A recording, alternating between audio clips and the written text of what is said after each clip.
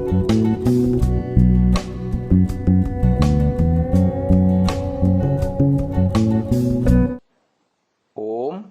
नमस्ते जी।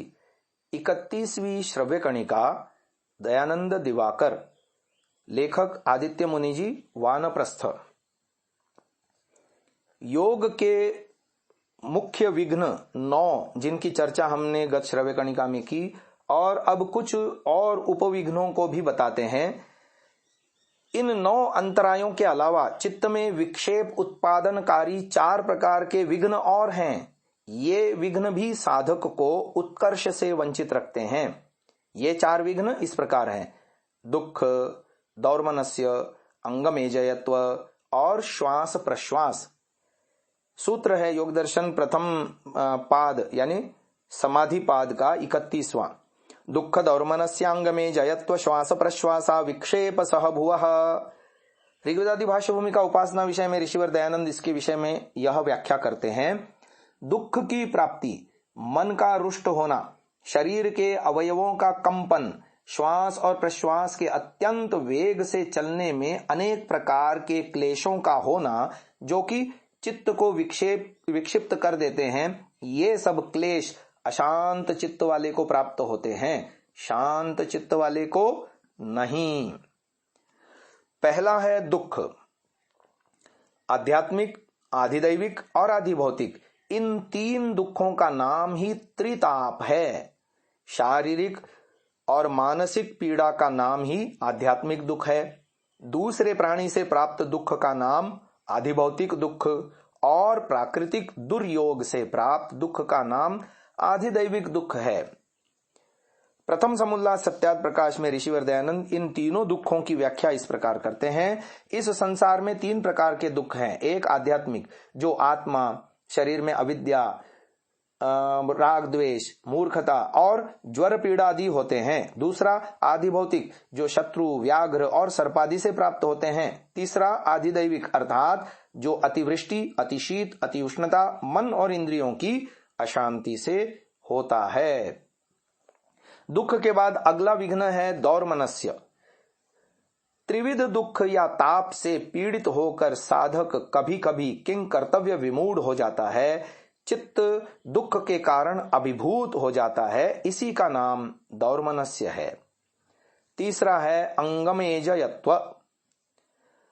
त्रिविध दुख या ताप के कारण साधक का शरीर कभी कभी कंपित होने लगता है, मन अस्थिर हो जाता है, शरीर भी अस्थिर हो जाता है।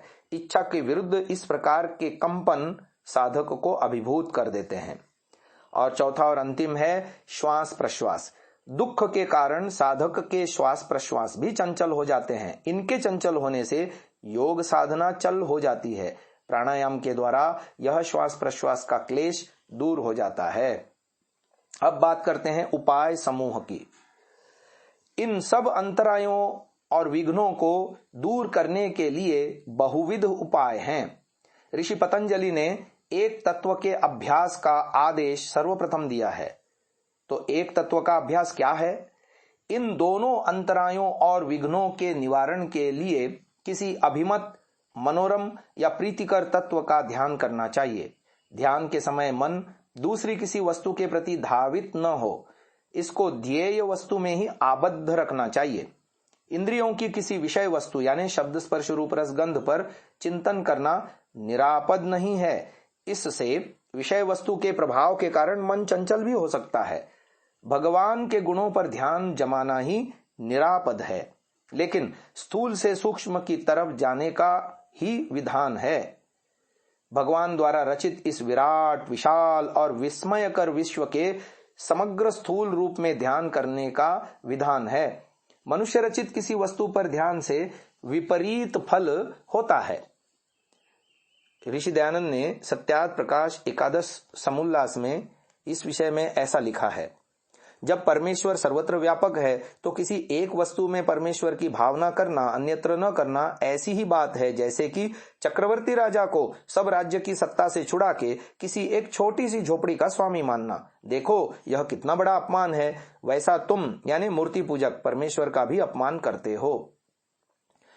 एक तत्वाभ्यास में भगवत तत्व ही सर्वोत्तम है। इससे शारीरिक यंत्र और क्रियाएं एक तान में आ जाती हैं।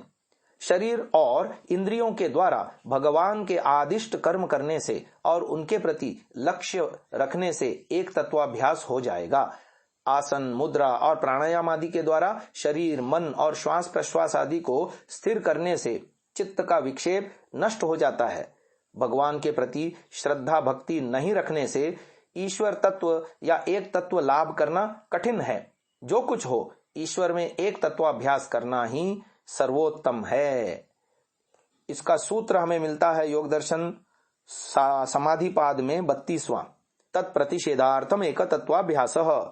उनके छुड़ाने का मुख्य उपाय यही है कि जो केवल एक अद्वितीय ब्रह्म तत्व है, उसी में प्रेम और सर्वदा उसी की आज्ञा पालन में पुरुषार्थ करना है। वही एक उन विघ्नों के नाश करने को वज्र रूप है, अन्य कोई नहीं।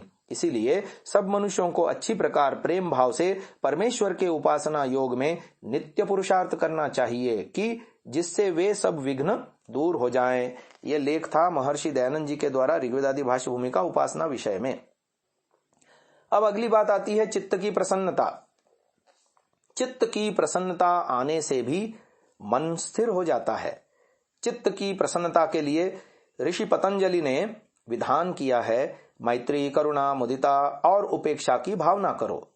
इससे मन एकाग्र होकर स्थिर हो जाता है। दूसरे के सुख से अपने अंदर सुख बोध करना मैत्री है। दूसरे का दुख देखकर अपने अंदर दुख का बोध करना करुणा है। दूसरे के पवित्र कार्य को देखकर आनंद का अनुभव करना मुदिता और दूसरे के पाप कार्य को देखकर उपेक्षा करना मानो तुमने देखा ही नहीं। इस प्रकार मैत्री, करुणा, मुदिता और उपेक्षा से भी मन सुस्थिर हो जाता है। इनके अभ्यास से चित्त धीरे धीरे शांत और सुस्थिर होता है। महर्षि दयानंद जी ने योग दर्शन के समाधिपाद के 33वें सूत्र मैत्री, करुणा, मुदितोपेक्षाणाम सुख दुख पुण्य पुण्य विषयाणाम भावना तश्चित्त प्रसादनम पर ऋग्वेदादि भाष्य भूमिका उपासना विषय में इस प्रकार लिखा है, इस संसार में जितने मनुष्य आदि प्राणी सुखी हैं, उन सबों के साथ मित्रता करना, दुखियों पर कृपा दृष्टि रखनी, पुण्यात्माओं के साथ प्रसन्नता, पापियों के साथ उपेक्षा अर्थात न उनके साथ प्रीति रखना और न वैर ही रखना। इस प्रकार के वर्तमान से उपासक के आत्मा में सत्य धर्म का प्रकाश और उनका मन स्थिरता को प्राप्त होता है। अब आगे बात आती है प्रच्छर्दन और विधारण। भीतर के वायु को कौशल से बाहर कर देना प्रच्छर्दन है। इससे और प्राणों को संयत करने से चित्त स्थिर होता है। प्रच्छर्दन का कौशल यह है, पहला श्वास को धीरे धीरे भीतर लेना, द्वितीय प्रश्वास को धीरे धीरे छोड़ते रहना, तृतीय उस समय शरीर को संपूर्ण स्थैर्य और शिथिल रखना, चतुर्थ मन के अंदर कोई चिंता न रखना और पांचवा मन को संकल्पहीन रखना और मन में शून्यवत भावना रखना। इसी का नाम रेचन है। रेचन के बाद वायु को झटपट पूर्ण न करना, बाहर ही कुछ समय धारण करना, मन को शून्यवत रखना, इसी का नाम विधारण है। सहज भाव से पूर्ण करना, धारण करना और रेचन करना ही कौशल है। इससे भी मन की स्थिरता आ जाती है। प्रच्छर्दन विधारणाभ्याम वा प्राणस्य योग दर्शन समाधिपाद 34वां सूत्र। जैसे भोजन के पीछे किसी प्रकार से वमन हो जाता है, वैसे ही भीतर की वायु को बाहर निकाल के सुखपूर्वक जितना बन सके उतना बाहर ही रोक दें।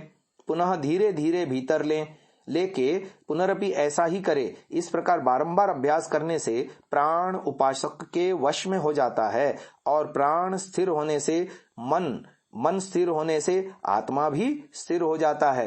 इन तीनों के स्थिर होने के समय अपने आत्मा के बीच में जो आनंद स्वरूप अंतर्यामी व्यापक परमेश्वर है, उसके स्वरूप में मग्न हो जाना चाहिए। जैसे मनुष्य जल में गोता मारकर ऊपर आता है, फिर गोता लगा जाता है, इसी प्रकार अपने आत्मा को परमेश्वर के बीच में बारंबार मग्न करना चाहिए। ऋग्वेदादि भाष्य भूमिका उपासना विषय।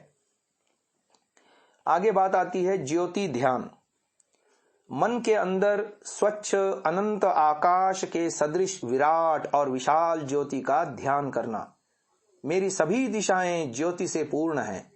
इस भावना में दृढ़ रूप से अभ्यस्त हो जाने से मन में परम शांति का आविर्भाव होगा और उसके प्रभाव से मन शांत और सुस्थिर हो जाएगा। इसकी योग दर्शन में व्याख्या कल की श्रव्य कणिका में आपको सुनाएंगे।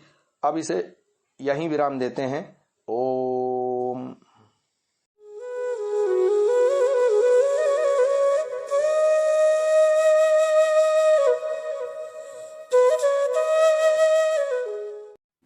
Download Sansa app, Rvirdal app, visit sansa.org, rvirdal.in।